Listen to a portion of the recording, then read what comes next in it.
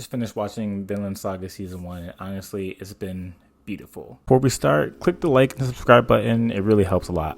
Thanks. So the show starts off with Thor as the father of Thorfinn, depicted as a mighty warrior, but at some point he realizes that all the fighting and killing isn't worth it anymore, and he grows tired of his lifestyle. Because of this, he fakes his death and then he settles down in the land of Iceland. He vows to live a life of peace and have his family be the same way, but that has to end because his old squad came for him to recruit him to join the war against England, which at first he was to refuse, but the Vikings would have destroyed the village if he did. He agrees to make the trek to go to put his life on the line for the sake of the village and fight, but he's ambushed and assassinated by Askeladd and his men, which is crazy because during the whole scene, Thor did not kill one single person. He was just throwing hands with any and everyone, keeping to the idea that he was not to live by the sword ever again. Pointing out that a true warrior doesn't need to pick up a sword and fight. Askeladd played dirty and Thor ended up dying by arrows. Hence, Thorfinn seeing his father murdered, and Thorfinn is sent into this decade-long vengeful chasing of Askeladd to kill him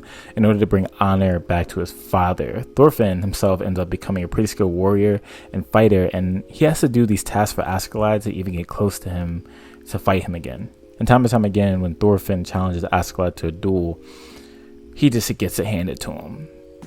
He just can't win.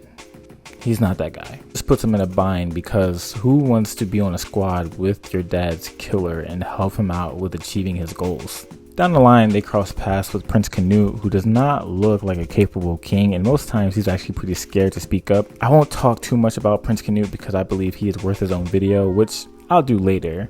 Especially because Prince Canute says something pretty profound about creating his own world of paradise because he believes God has failed in doing so because he's witnessing killing and slaughtering and all of these different things. But he's a pivotal character because he is the prince of the king of Denmark, who doesn't even like him and doesn't want him to be the next king.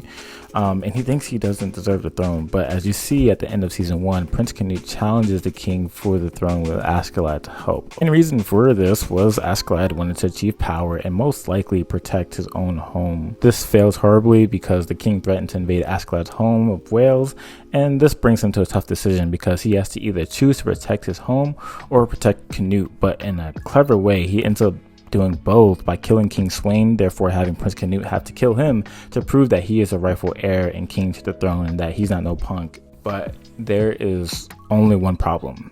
Askeladd was supposed to die by Thorfinn's hands, and because, the grudge and honor thing, and you see that there were a couple of occasions where Thorfinn went crazy because Askeladd was about to get himself killed by another person. This brings you to the end of season 1 because Thorfinn was actually pretty sad when Askeladd died, and I mostly appealed to this because Askeladd honestly was helping Thorfinn grow up. And yes, they were harsh conditions and it was a weird relationship, but I low-key think Askeladd turned into another father figure for Thorfinn. It's only a part, but I do believe that the biggest reason why the last episode of season 1 was so tear-jerking, and something that I found as a theme, is that Thorfinn chased after something that left him empty, and he revolved his whole world around killing Askeladd. But with Askeladd dying by the Princess Canute's hands, he saw it be taken away from him in an instant. Not being able to get revenge or restore honor to his father, which ended up being a wasted 10 years of his life. Could you imagine how life would have been different for him if he ended up actually going back to Iceland to be with his family?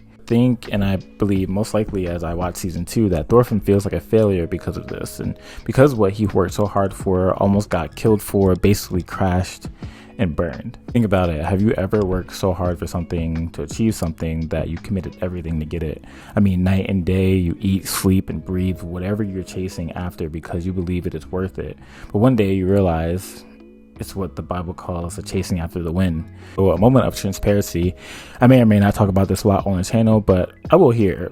My father died when I was 15, and I remember the day in the hospital. I told myself that I would be committed to being the best runner ever. I'm going to go D1, I'm going to go to the Olympics, all of it, right? Keep in mind, I am a short 5'5" black man who wasn't that talented in running. I don't know if you have ever ran cross country or track before, but running is hard. Literally, if you want to be the best, your whole life is being a runner. Everything from eating to making sure you're hydrating to lifting weights, getting enough mileage in, making sure you're pacing right in intervals. You literally have to be the best in everything. And granted, there were a lot of things I became successful at in running. Honestly, my dreams of going D1 or going to the Olympics obviously didn't happen. But remember realizing this and feeling this overwhelming sense of grief and disappointment because all of the hard work I thought I put in meant nothing and vanished within seconds. I literally based most of my decisions around athletics, and as soon as I was done, I realized it was meant for nothing. And honestly, I felt like I wasted time and energy. I'm sure you also have stories like this as well, but I get what Thorfinn feels to a lesser degree, which brings me to this. The human heart is always chasing after something, whatever it is, you name it. I don't know your life, but one thing I do know is that you are probably chasing after something that you want. And we think that these things will give us ultimate satisfaction and contentment, that if we eventually get something into our hands, that we will feel complete. Thorfinn finally killed Askeladd. He could finally bring honor to his father and return home, but he couldn't. And I'm sure throughout season 2, I'll discover how Thorfinn feels, but how would you feel? In a Christian perspective, the human heart is made for God. We are made to love him and enjoy him, to be in relationship with him. But because our hearts are jacked up because of sin, we don't want God. We want other things. Our passions, our pursuits seem far better, and we would hope that they would fill us and make us content. But at some point, they fail us. And we're brought to this place of emptiness and despair. Like, ask any sports player who has given their life to Jesus. There are tons of stories of D1 athletes having their sports fail them, and they hit the ground hard because they put everything into it, or people into relationships who gave all of them to a person in a relationship, to someone they thought was the one, but they ended up getting their heart broken. I think we can all relate to Thorfinn's story in some way, but there is truly good news. In all of our efforts to pursue the things that let us down, that we want to give us contentment, Jesus, God of the universe, realized that our hearts will not truly be satisfied until we get what we need, and we need God. An amazing verse that describes this is Matthew 11:28, where Jesus says, "Come to me, all who are heavy laden and burdened, and I will give you rest. Take up my yoke upon you and learn from me, for I am gentle and lowly in heart, and you will find rest for your souls, for my yoke is easy and my burden is light." One of the things that I found intriguing about Vinland Saga is that the Vikings always had to fight. They always had to fight someone, and mostly that fighting made them believe that one day, if they were to die fighting, they would end up in paradise of Valhalla, the resting place of warriors. I think in reflection to us, we tend to believe that if we do all the things we need to do for our dream, then we'll finally achieve what we've been wanting all along. And sometimes that's not true for us. But if we hold on to that dream that keeps slipping away, we'll always be fighting for it. This isn't me saying that you shouldn't work hard or fight for what you want or what you believe in. I think you should very well do that. But I think sometimes I think it becomes obvious that it's killing us. But in Christianity, Jesus, the one who has made us and loves us, has come to give us rest. And you don't have to fight for contentment in this world. You don't have to work so hard to get something and then you'll finally be happy.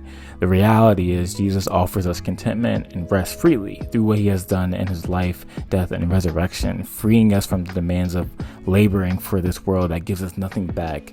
Jesus has given us ultimate rest in himself. And if you, my friend, trust in Jesus, surrender to him, you can end the pursuit of trying to have certain things make you happy and find true joy and contentment in Christ. Short little recap and my thoughts on Vinland Saga season 1. There are plenty more thoughts that I have, and I think I'm going to continue making videos on it. But if you like this video, you like this type of content, please subscribe, please get into the algorithm, let your friends know that this is a channel that likes to take anime and relate it to the personal experience, and hopefully in hopes of pointing people to Christ. Catch you later.